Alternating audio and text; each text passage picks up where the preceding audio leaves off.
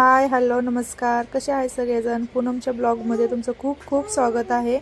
तर मी आज तुम्हाला व्हिडिओ बनवून दाखवणार होती की चेहऱ्यावरती जर सर्कल पण आले असतील, आपल्या डोळ्याखाली थोडेफार सर्कल वगैरे येतात आणि थोडासा चेहरा उन्हामुळे डलसुद्धा होतो, सावळा पडतो. त्यासाठी मी जे घरगुती असं वापरते, तर तुम्हाला दाखवते मी कसं काय वापरते घरगुती आणि कशापासून बनवलेलं आहे ते सुद्धा दाखवते.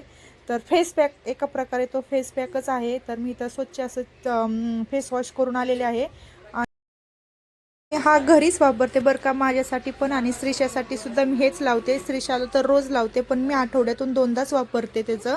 आणि श्रीषाला मॉलिश केल्याच्या नंतर हे फेस पॅक लावते. आणि ह्याने जे आपल्या चेहऱ्यावरती थोडेफार केस वगैरे असतात ते सुद्धा हळूहळू कमी होतात. तर मी इथं आपलं 1 चम्मच बेसन पीठ घेतलेलं आहे आणि घरचंच आहे ते बेसन पीठसुद्धा. तर 1 चम्मच बेसन पीठ घेतलं आणि बेसन पिठामध्ये जे आहे जे आपली मसूरची डाळ आहे ना ती मिक्स केलेली आहे. मसूरची डाळ आणि जे बदाम असतात ते बारीक एकदम केले होते आणि ते मिक्सरलाच बारीक केले आणि एकदम पूर्ण पावडर अशी बनवली होती, जेणेकरून श्रीषाला वगैरे लावताना चेहऱ्यावरती रफ नाही होण्यासाठी ती एकदम पूर्ण पावडरच केली. नंतरनं त्याच्यामध्ये आपली जी हळद असते, आंबी हळद, ती जर जखम झाली तरी त्यासाठी सुद्धा खूप उपयोगी असते आणि आपल्या चेहऱ्यावरती सुद्धा खूप छान त्याचा इफेक्ट पडतो. तर ती आंबी हळद थोडीशी घेतली आणि ही तुम्हाला जी आता दाखवत आहे ना ती आता सध्या एवढीच राहिलेली आहे. मी पावशर जी डाळ होती ना, पावशर डाळ आणि पावशर बदाम असे एकत्र मिक्स केले होते आणि त्याची एकत्रच पावडर बनवली. तर अशी ही पावडरसुद्धा 1 चम्मच घेतलं, बेसन पीठ 1 चम्मच घेतलं आणि त्यात नॉर्मलची हळद घेतली आणि ते एकदम पूर्ण मिक्स केलं.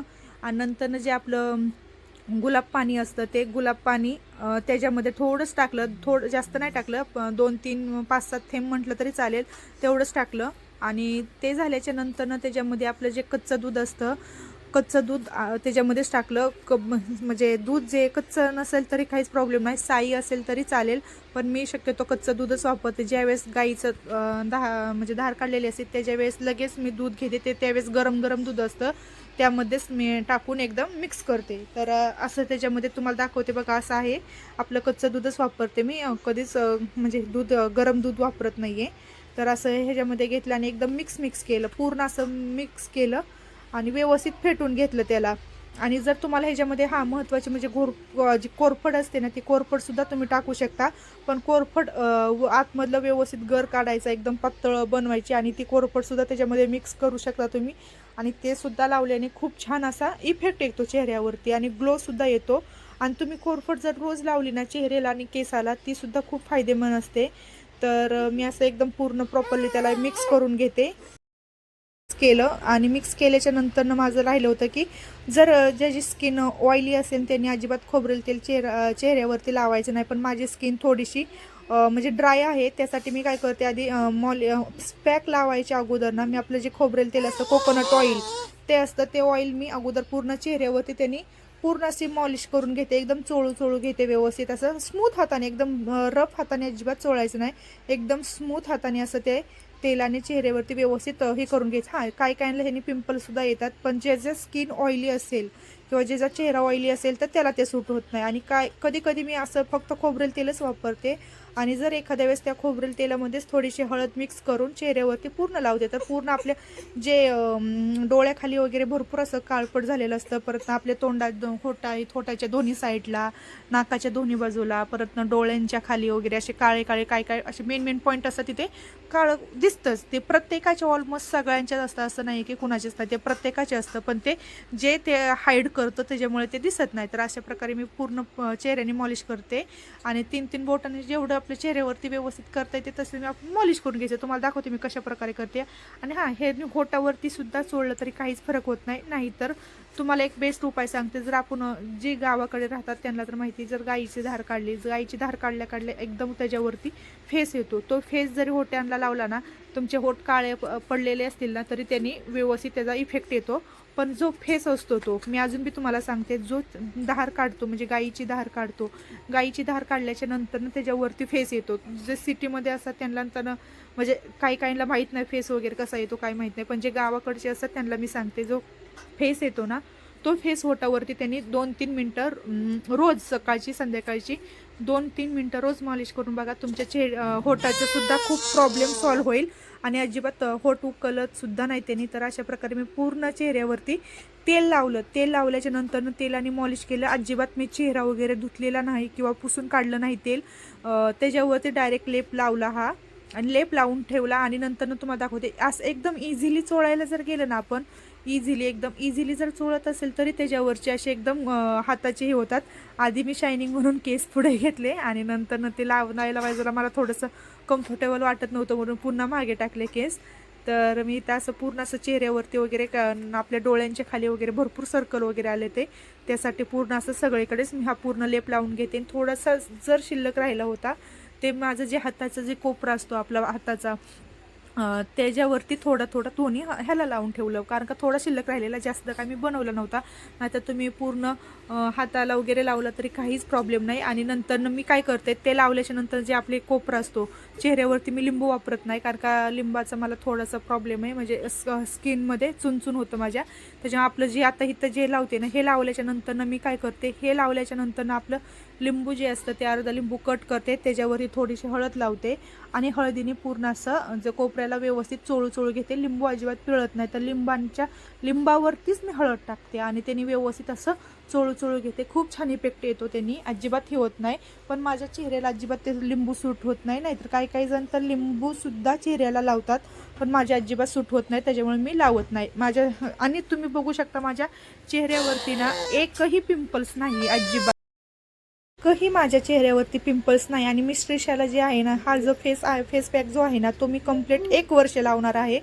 आणि हा जो लेप लावलेला आहे तो थोडासा सुकला होता आणि सुकल्याच्या नंतर ना ते थोडंसं कडक झालं होतं, पण तसंसुद्धा चोळू शकतो आपण. पण पुन्हा एकदा मी दूध घेतलं, काही पाणी घेऊन पुन्हा असं चोळून घेतात ना, पण मी काय करते, ह्याच्यामध्ये जेवढं आपल्याला थोडंसं दूध आहे त्या दुधाने व्यवस्थित असं चोळू व्यवस्थित घेतलं, जेणेकरून जास्त चेहऱ्यावरती हे नाही होण्यासाठी. तर असं बघा तुम्हाला दाखवते, अशा प्रकारे मी चोळ घेतलं. आणि हो, महत्त्वाचं म्हणजे जर हे जे आहे हा पॅक जो आहे ते तिन्ही ऋतूमध्ये सुटेबल आहे. तुम्ही कुठल्याही ऋतूमध्ये हा फेस पॅक करून लावू शकता. फक्त तेल जे आहे ते ऑप्शनल आहे. तेल तुम्हाला फक्त ज्याची स्किन, अजून मी सांगते, ज्याची स्किन ड्राय असेल त्यानेच वापरा. ऑइली स्किनला काही तर बहुतेक ऑइल स्किनला ते सूट होत नाही, पण माझी स्किन थोडीशी ड्राय असल्यामुळे मला ते सूट होतं. तर असे पूर्ण मॉलिश करू व्यवस्थित घेते. कानाला वगैरे पण लावून घेतलं मी. आणि नंतरनं चोळू व्यवस्थित आपलं स्मूथ हाताने एकदम चोळू सगळं काढलं. आणि ते काढल्याच्या नंतरनं मग मी तुम्ही बघू शकता कसं मी एकदम चोळून घेते, कारण का जेणेकरून ह्याने असं वरती घ्यायचं. वरती घेतल्याने गालाचा शेप पण व्यवस्थित येतो आणि जे आपले केस वगैरे असतात ना ते सुद्धा थोडे तुटतात, म्हणजे निघून जातात थोडे, जास्त काही जात नाहीत पण जातात. तुम्ही बघा नंतर मी कशाच्या वळवट्या काढल्या, तेलात वळवटेच म्हणायचे थोडक्यात, की असं चोळू व्यवस्थित काढायचं. आणि असं काढायला गेल्याच्या नंतरनं ना अजिबात म्हणजे सलत किंवा असं स्किन फाटत वगैरे नाही आहे, कारण का आपण ऑलरेडी अगोदर तेल लावलं होतं.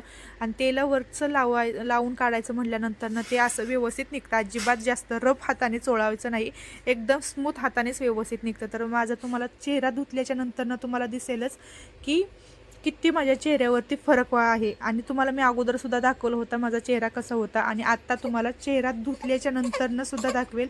पूर्ण अगोदर व्यवस्थित पूर्ण चेहऱ्यावरचं असं काढलेलं आहे. अजिबात मी चेहऱ्यावरती पाणी वगैरे वापरलं नव्हतं, तसं डायरेक्ट काढलं आहे. आणि नंतरनं जे आपण चेहरा धुणार आहोत तो चेहरा अजिबात फेसवॉशने किंवा साबणने कशानेच चेहरा धुवायचा नाही, एकदम सिंपल नॉर्मल थंड पाण्यानेच धुवायचा. आणि महत्त्वाचं म्हणजे चेहऱ्याला सुद्धा थंड पाणीच वापरायचं, गरम पाण्याने अजिबात चेहरा धुवायचा नाही. गरम पाणी जर वापरलं तर चेहऱ्यावरती पिंपल्स वगैरे येतात. काहींना माहिती असेल, काहींना माहीत नाही, त्यांना सांगते फक्त मी की चेहऱ्याला थंड पाणी ज्यावेळेस आपण हे करणार धुईन त्यावेळेस अजिबात नाहीतर कोमट पाणी असेल तरी चालेल, पण अजिबात एकदम गरम पाणी चेहऱ्यावरती वापरायचं नाही. चेहऱ्याला आणि केसाला अजिबात गरम पाणी चालत नाही. तर मी आता व्यवस्थित असं जाऊन तोंड वगैरे धुवून आले. धुवून आल्याच्या नंतर तुम्हाला दाखवते किती माझ्या चेहऱ्यामध्ये तुम्हाला बदल दिसेल. तुम्ही बघू शकता मी चेहरा आता एकदम स्वच्छ असं धुवून आलेली आहे. चेहरा धुतल्याच्या नंतर ना एकदम असा चेहरा पुसून जोरात काढायचा नाही, जागेवरतीच फक्त आपण टॅप करायचं. चेहरा अजिबात ओरखडून किंवा पुसून असं जोरात असं स्किन असं पुसायचं नाही आहे, कारण का वरच्या जेवढं तुम्ही पुसाल किंवा टॅप करत व्यवस्थित असं एकदम पुसलं तरी हलक्या हातानेच पुसायचं, असं म्हणजे जोरात वरखडू वगैरे पुसायचं नाही. तर तुम्हाला आता फायनली माझा लुक दाखवते. हां, छोट्या छोट्याच टिपमधनंच खूप काही शिकायला भेटतं. जेवढं मला माहिती तेवढं मी तर तुम्हाला सांगायचा प्रयत्न करतच असते.